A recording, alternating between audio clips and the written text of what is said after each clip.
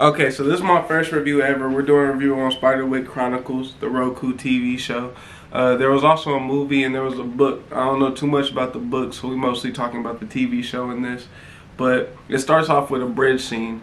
Now the bridge scene is kind of interesting because it's a dark bridge. You got a guy yelling out, "I did what you asked. I got the Grace family to move to the Spiderwick estate. Can I get my daughter back?" So they send over a girl. The girl comes over. When he sees her, she kind of has like the photo effect. Her scars are on the wrong side. When he asks her questions, she can't really answer. She kind of looks at him and says, "You've been asking the wrong questions." And then a giant hand comes out and grabs her. Now, the giant hand, well, grabs him, my fault, grabs him. Now, he disappears. Then you see the giant tree-like figure slowly form into a man, and she calls him her Death Lord Mulgrave. Now, if you ever seen the movie and stuff, you know Mulgrave is the main antagonist. Now, the rest of it gets into more of a family-like scene, so the rest is more of the family, the building up of the story, them moving to Spiderwick, all that stuff, them explaining the characters, you know, the same general concept. Mom, older sister Mallory, two twin brothers Simon and Jared. Older sister, she fences. You know, she way older than them, so she doesn't really give a fuck about what they doing to a degree, or doesn't care about what they're doing to a degree. She doesn't really pay him too much mind. That's basically what I'm getting at. And then you got the two twins. So you got Simon, who's the good twin, the smaller twin per se, and he generally does what everybody asks. He's on everybody's side, voice of reason, this, that, and third. And then you got Jared. He considers himself the evil twin, and he's part of the reason why they move, because due to the fact that he gets in trouble so much, he be having to go to different therapists, and they felt like the therapist that was in Spiderwick would be the perfect therapist for them, ironically, which will be the man at the beginning of the story. So when they get there and stuff like that, well, you also see different stuff. I forgot, they got like a little secret twin language and stuff like that. That's interesting. It has some importance to the story later on. But when they get there, you see their reaction to the house, and they don't really like the house too much. But they didn't like it in the movie, and I don't think they liked it in the book too much. Every adaptation, they said the house is dirty, or it's disgusting, or it's not a great house. Well, this house is nasty. It got like mushrooms growing everywhere, mold. It has a big ass tree growing right in the center of it. Now the tree has very much importance in the story and stuff like that. It is we'll get into it later on, but generally the tree has importance to the story. So then they see the tiny kitchen and all that stuff. And then I forgot this too, the doorknob when they enter the house, it has like a interesting like winding mechanism. Like when you turn the door, it kind of did like an interesting crank kind of winding situation. It was hard to explain. Well, they get into their first night there, and then the first night, the main twin, the story and stuff, Jared, and I'm sorry about the end stuff and stuff. I'm gonna keep doing that. But the main twin, Jared, he gets up in the middle of the night because he hears a noise. He goes and sneaks in his sister's room, does what any smart person does when they hear a noise. He grabs the biggest thing he could. He went and took his sister's sword. He follows the noise up into a closet. When he gets to the closet, he opens it. He gives it a poke. Now this is my biggest question. I don't know what he stabbed in this closet, but after he stabs it, the closet drops. Now, I found that interesting or whatever, because they never talk about, I don't think they ever talk about it throughout the story, but wherever he stabbed, there was blood on it, and it was taller than him. So they don't explain it, but the whole like thing drops, and he sees a picture of the field guide, and it's the ogre picture basically, and it explains, like, you know what the field guide explains, like how you find them, what they like, what's their weaknesses, all that stuff. But he doesn't really know what it says because it's in a different language. So he finds it, they move on. It gets back into Mulgrave's story and stuff, and shows them in a house and stuff like that, and he's explaining why the girl's around him, like she's around him because he promised her death. So she expects to see death and hear death and all this stuff, but it's just not happening. And then they talk about an egg. I think she eats the egg. I don't know if this happened, this part right there, but they talk about an egg, and the egg has some importance, but we don't know exactly what the egg is at this moment.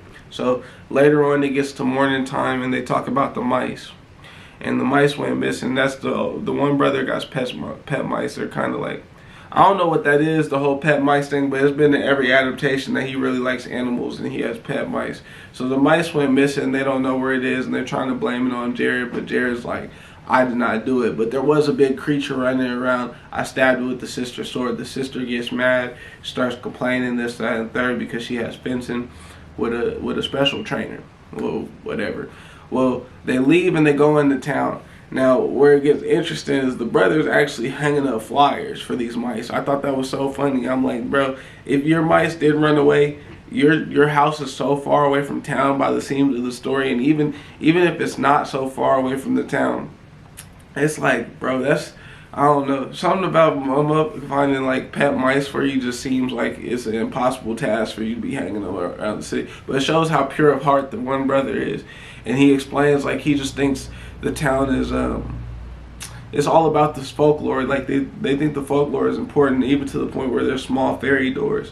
Now a little bit before that, because I kind of moved past it, a man passes and walks by, and it's the doctor. It's the Dr. Brewer that was also at the beginning of the bitch that Mulgraff is impersonating. He's staring at him. The brother just takes it as people are being weird towards them in general. The one brother's just like, everybody's like that here. So yeah, they see the fairy door. The fairy door has an importance to the story. When they hit something on the fairy door, he sees a symbol and he goes, what is the symbol? The brother goes, I don't know. He goes, it's crazy. I found the same symbol by this picture of this ogre, but I couldn't read it. He's like, well, there's thousands of languages, you don't know many of them.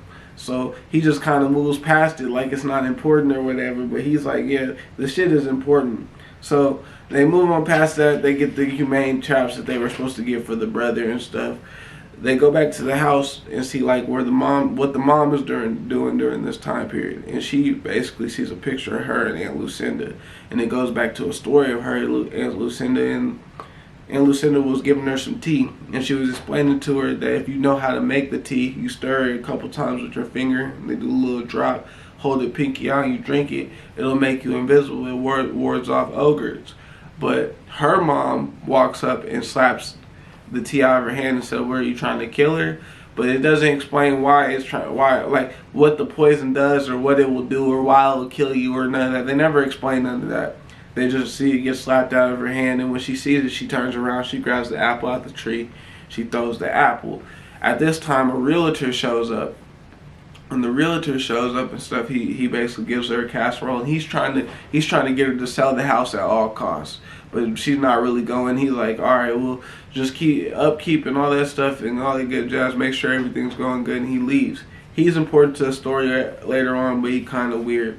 So they get into the sister and her fencing story, and she has a teacher that's blind, right? But the teacher's cold. Like, she good, you know what I'm saying? She good at what she's doing. She has her doing a mental fencing match with her, like almost like a mental chess match. The girl wins, but when she wins, she said, you already got so much stuff set in stone that we cannot build upon the foundation. It's just not going to work. Like, we can't do nothing with this. The girl kind of gets upset. She leaves.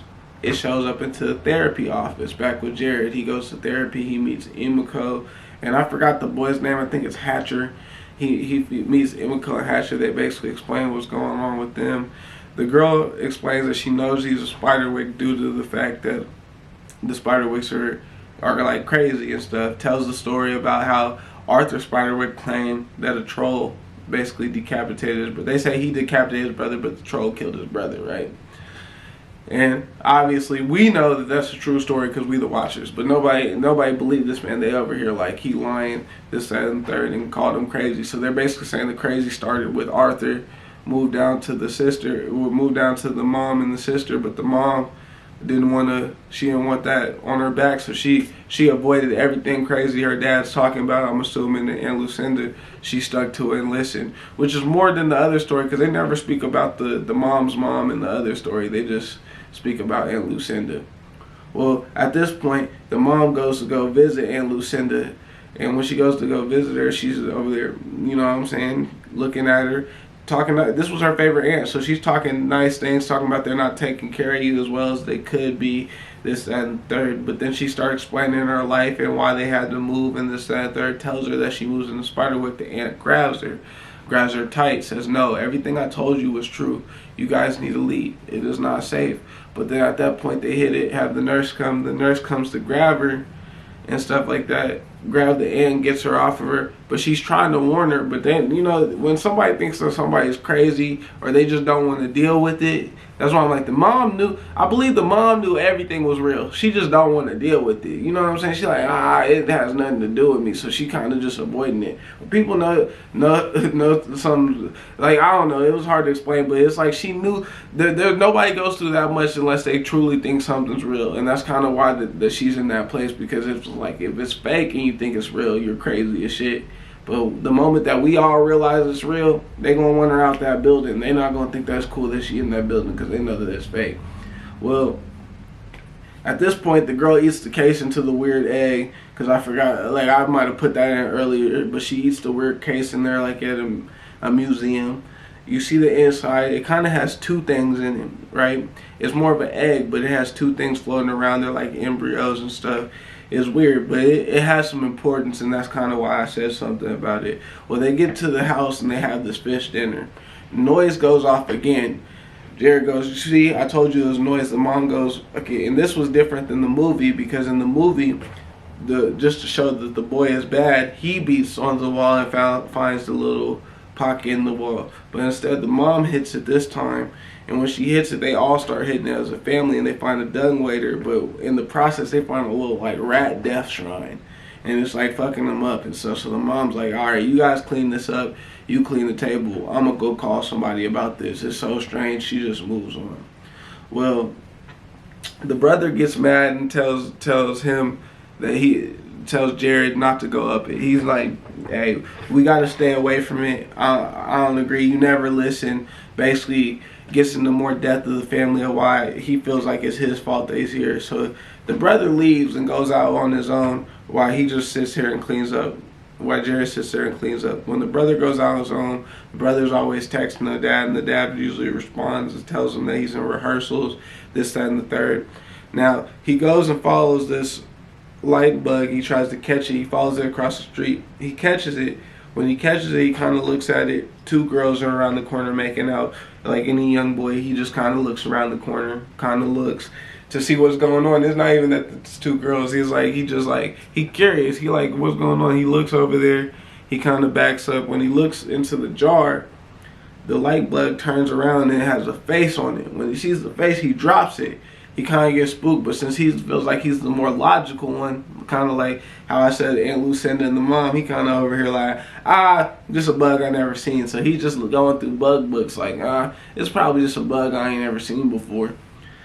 But obviously Jared, while everybody's gone, he goes up the dumbwaiter. When he goes up the dumbwaiter, he gets to looking around. He finds a picture of Arthur Spiderwick, finds the field guide with all the pages ripped open, which is another big difference, because in the actual movie, it's all together and it's enchanted. And when they pull that off, they hear Mulgrave scream. But when he opens the pages, he hears Thimbletack scream. When he hears that, he looks at a mirror. He says, "Click, clack, watch your back." As soon as he turns around, you see Thimbletack holding the needle. It looked like Desperado from that book. But it scares him. He runs downstairs to go tell his mom. He goes, "Hey, everything Lucinda said is real. Everything Aunt Lucinda said is real." Like, he really truly believes it, right? Scares her. She takes him to Dr. Brewer's house. Obviously, Dr. Brewer, a few minutes before you see him hit the door of Dr. Brewer's house, they're inside the house feeding the egg, and cuts his hand, drops some blood on it, saying he needs protein. He said he heard it from from Arthur Spiderwick. So my whole thing with Arthur Spiderwick, it seems like in this version, they knew each other, like they was around each other, so he must have been deceiving him at some point. But they drop onto the egg or whatever, you see the egg start to grow. They have a funny scene where the neighbor is looking from the window at him. They hurry up and close the window. After that, they get a knock on the door. It's Jared and his mom, and it ends the scene, and that's the end of it right there. Now, I enjoyed the new version of it. I really did. It was cool. It was a lot more in detail for one episode. It showed a lot, and I think that's more how the books were in comparison to the movie, because it seems like the book went from like, we found the book first, then this one, now we got the CNI. It was a little bit slower than what the movie was, for sure. The movie just kind of like hyped up certain scenes per se. But I enjoyed it. If you want me to continue reviewing this show, go ahead and hit that like, subscribe, and add button. I also might review other shows. Right now we doing Spiderwick Chronicles, so that's what it is. I appreciate y'all watching. Bye.